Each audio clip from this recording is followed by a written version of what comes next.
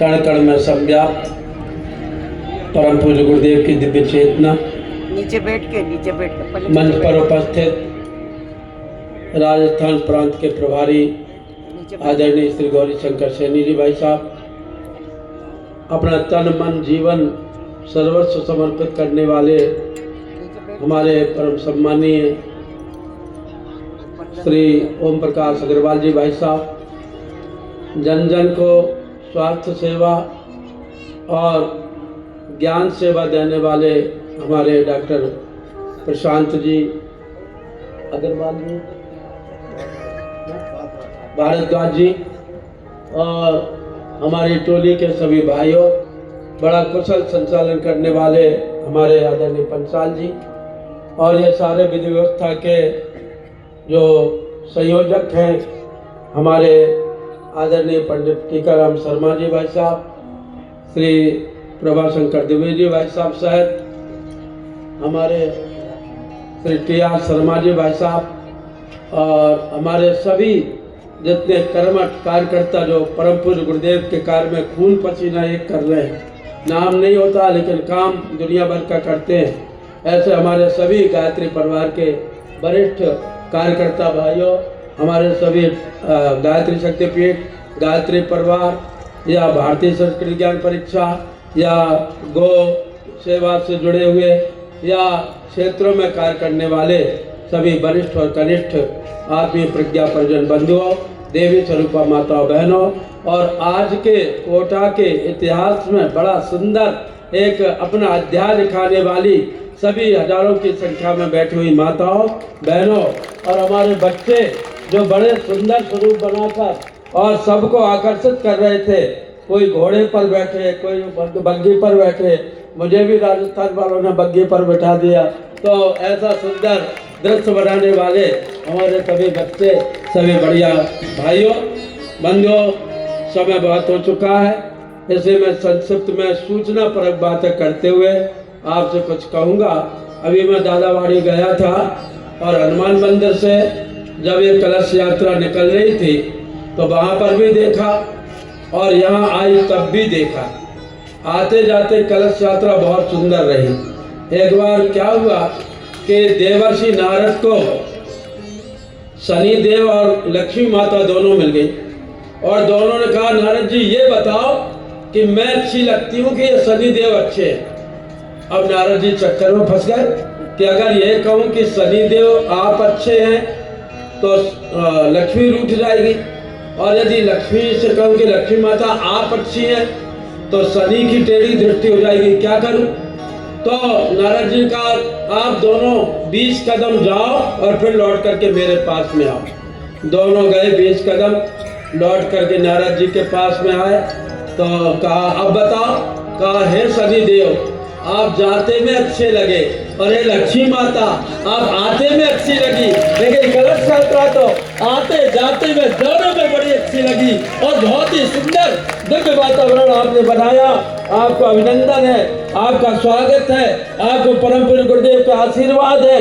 माँ गौ, माँ गंगा, माँ गायत्री की कृपा आप पर खूब खूब बरसती रहे, ऐसे हमारी हार्दिक शुभकामना। और बंधुओं, अभी बड़ा सुंदर दृश्य लग रहा था। कलश धारण किए हुए और ग्रंथ धारण किए हुए, हरियाली धारण किए हुए माता बहनें रोड पर बड़ी लंबी कतार करके अनुशासित चल रही थी। तो मैंने सोचा कि ये ऐसा क्यों कर रही हैं। तो जब लक्ष्मी माता समुद्र में से निकली थी तो उनके पास में 3 कलश थे, एक दाएं हाथ में, एक बाएं हाथ में, एक सिर पर। दाएं हाथ का कलश रिद्धि का प्रतीक है, बाएं हाथ का कलश सिद्धि का प्रतीक है और सिर पर रखा हुआ कलश समृद्धि का प्रतीक है। माता बहनों ने तीनों का उपयोग किया, दायां हाथ, बायां हाथ और सिर, अर्थात कोटा में आपने रिद्धि सिद्धि और समृद्धि की वर्षा कर दी, इसलिए आपने कलश यात्रा निकाली। और कलश की पूजा क्यों? क्योंकि कलश भगवान विष्णु के साले साहब हैं और साले की पहुंच आले तक होती है। इसलिए जो है सबसे पहले भैया कलश देवता की पूजा कर लो, लक्ष्मी माता तो अपने आप ही जो है प्रसन्न हो जाएंगी। क्योंकि देवर को भले ही सूखी रोटी खाने को मिले, लेकिन मायके से भैया आ जाए तो भैया को तो शुद्ध घी का हलवा ही मिलता है। इसलिए जो है आपने इतना सुंदर ये यहाँ पर ये किया, बहुत अच्छा लगा। तो ये इतना खर्चा हुआ, इतने 108 कुंडे बने, इतना बड़ा सामियाना बना, लाइट लगे, 3 महीने पहले से तैयारी चल रही है। आप लोग इतनी दूर दूर से आए, तो इसके पीछे कारण क्या है, कारण भी बता दूं, फिर अपनी बात को सूचना परख करके बात समाप्त करूंगा। क्योंकि आज जहाँ पर भी जाते हैं, जिस गांव में भी जाते हैं, जिन भाई बहनों से भी बातचीत करते हैं, चाहे वो सेठ हो, चाहे वो नेता हो, चाहे वो अभिनेता हो, चाहे वो चित्रकार हो, चाहे वो साहित्यकार हो, चाहे वो ग्रामीण हो, चाहे वो नगरीय हो, चाहे वो माता बहनें हो, चाहे वो बूढ़े हो, चाहे वो बच्चे हो, हर आदमी एक ही बात कहता है कि जमाना बहुत बिगड़ गया। आखिर जमाना कहाँ से बिगड़ गया? हवा झोंकी तो है जैसे पहले चलती थी, आग वैसे जलती जैसे पहले जलती थी, पानी वैसे ही बहता बरसता जैसे पहले बरसता था, अन्न वैसे ही उत्पन्न हो रहा जैसे पहले उत्पन्न होता था, पशु प्राणी झोंके तो हैं, धरती आकाश झोंके तो हैं, फिर क्या बिगड़ गया? बंधु कुछ नहीं बिगड़ा माताओं बहनों, आदमी के विचार बिगड़ गए। विचार बिगड़ते हैं तब अयोध्या में एक रानी के विचार बिगड़े थे। वो रानी कैसी थी? भगवान श्री राम को अपने प्राणों के समान प्रिय समझती थी। और मंथरा ने जब आकर के कहा, महारानी जी आपको नहीं पता कल राम को राज तिलक होने वाला है, तो कैकेयी ने कहा था, मंथरा इससे बड़ी खुशखबरी और क्या हो सकती है? यदि राम को राज तिलक हो रहा है तो ये बहुत बड़ी खुशखबरी है। मैं तुझे मनभावती इनाम में दूंगी, यदि कल राम राज गादी पर बैठेंगे तो अपने गले का 9 लखा हार तेरे गले में डाल दूंगी, तुझे सोने में मढ़वा दूंगी, तुझे चांदी से जड़वा दूंगी, तेरे ऊपर हीरे मोतियों की वर्षा करवा दूंगी, तुझे मिठाई के कुंड में बिठा दूंगी, तुझे वस्त्राभूषणों से लाद दूंगी और तेरा कल्याण हो जाएगा। क्यों? क्योंकि राम तो मेरे प्राण के समान प्रिय, प्राण समान राम प्रिय मोरे,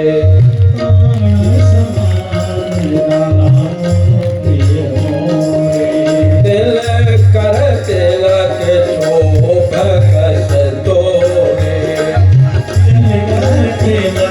शोभ कस तोरे, वो पर कलही प्रतीति बिसेखी, मोहर कलही प्रतीति बिसेखी, मैं कर प्रीति परीक्षा देखी, मैं कर प्रीति परीक्षा देखी, राम तिलक जो साथ उतारी, राम तिलक जो साथ उतारी, दोई देव मन भावत आदि,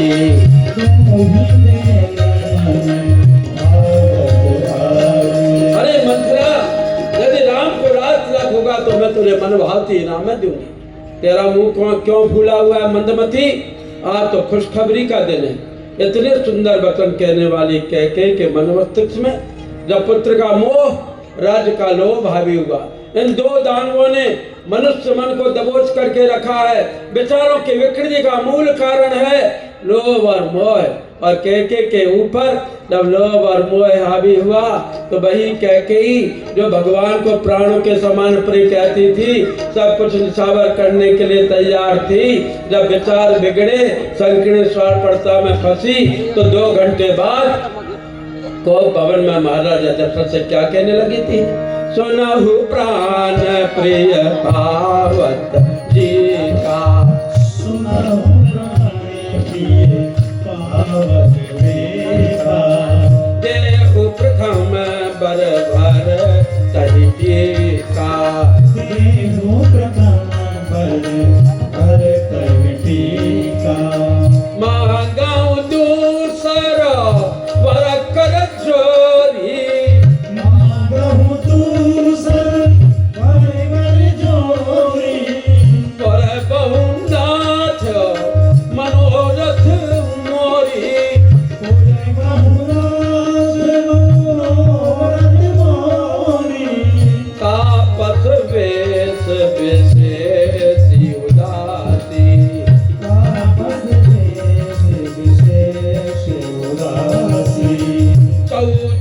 बरस राम बनवासी।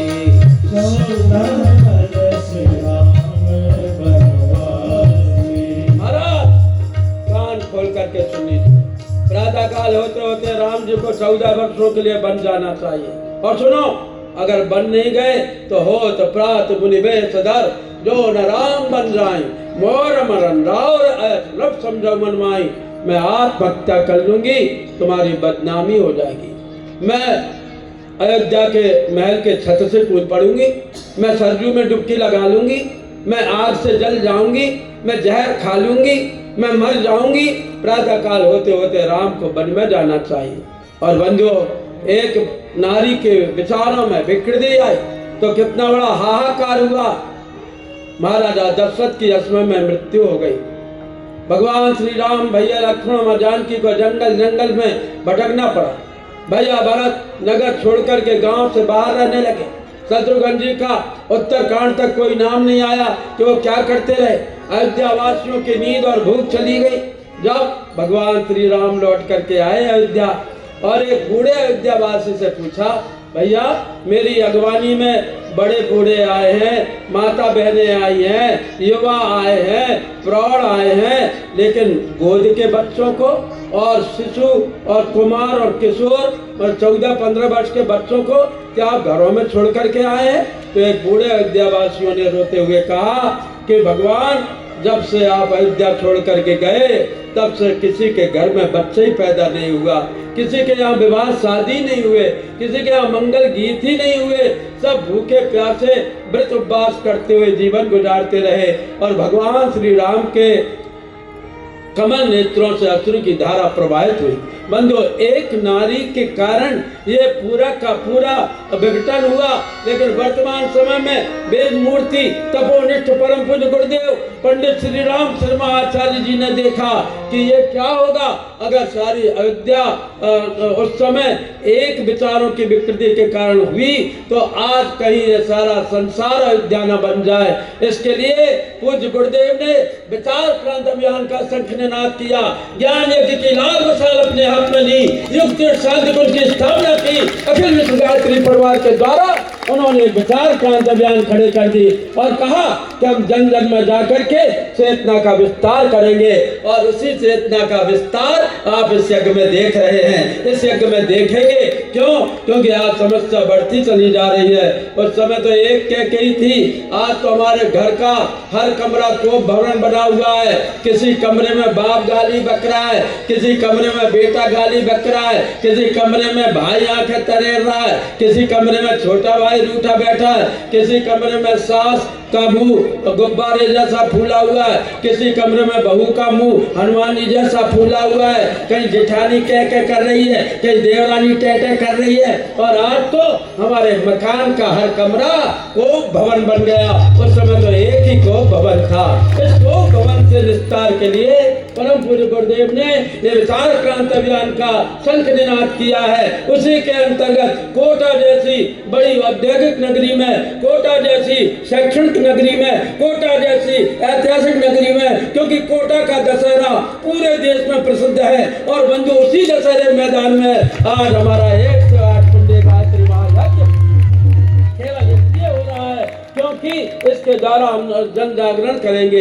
क्योंकि राजा दशरथ ने कहा था ना कि अगर राम वन को नहीं गए तो तू मर जाएगी, लेकिन कह के एक बात सुनना, राम वन को चले जाएंगे तो मैं मर जाऊंगा। क्यों? तुझे पता है राम वन को गए तो मैं जिंदा नहीं रह पाऊंगा। और जब सुमंत्र ने आकर के महाराजा दशरथ से कहा कि राम जी लौट करके नहीं आए, तब भयउ बिकल भर नत इतिहास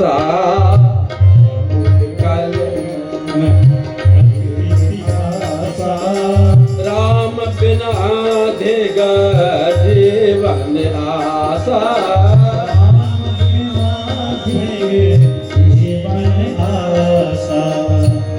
रघुनंदन प्राण प्रीते,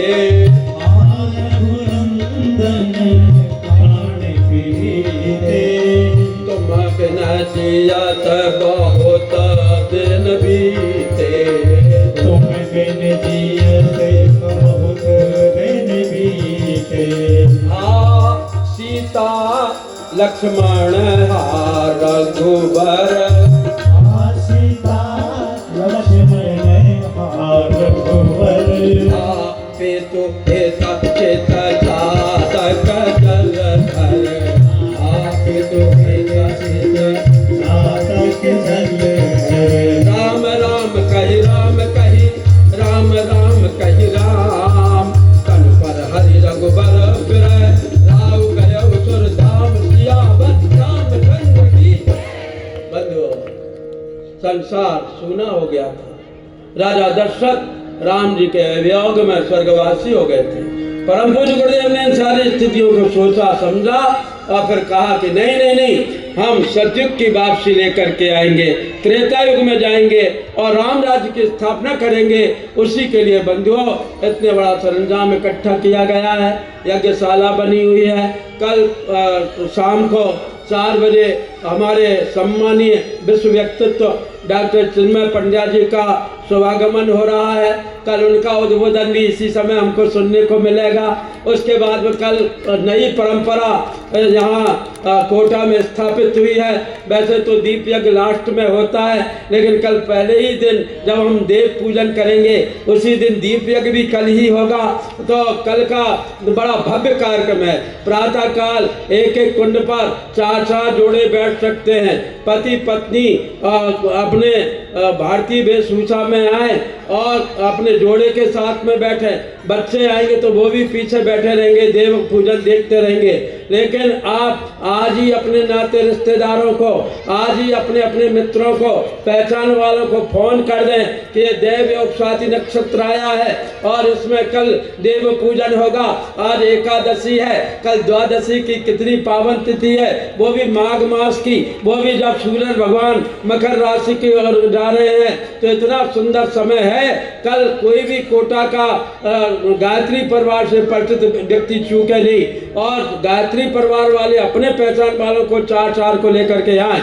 सुबह सबको बैठने को जगह मिलेगी। जिनको टिकट मिल गया है, जिनको परमिशन मिल गई है उनको भी, जिनको नहीं मिली है उनको भी हमारे कार्यकर्ता व्यवस्था करेंगे तो वो आएंगे। अगर एक पारी से ज़्यादा लोग होंगे तो हम पहले ही दिन दूसरी पारी भी कराएंगे। कम होंगे तो उनको हम पूर्णाहुति में सम्मिलित करेंगे। लेकिन कल देव पूजन वैदिक शास्त्रीय पौराणिक ढंग से होगा। बड़ा सुंदर लगेगा आपको संगीतमय रूप में। तो कल सुबह 8 बजे यज्ञ में पधारें और उसके बाद में दोपहर में यज्ञ चलता रहेगा, गोष्ठियाँ चलती रहेंगी। शाम को डॉक्टर चिन्मय पंड्या जी भैया जी आएंगे, उनका उद्बोधन होगा, दीप यज्ञ होगा। तो कल दिन भर आप छुट्टी ले लें।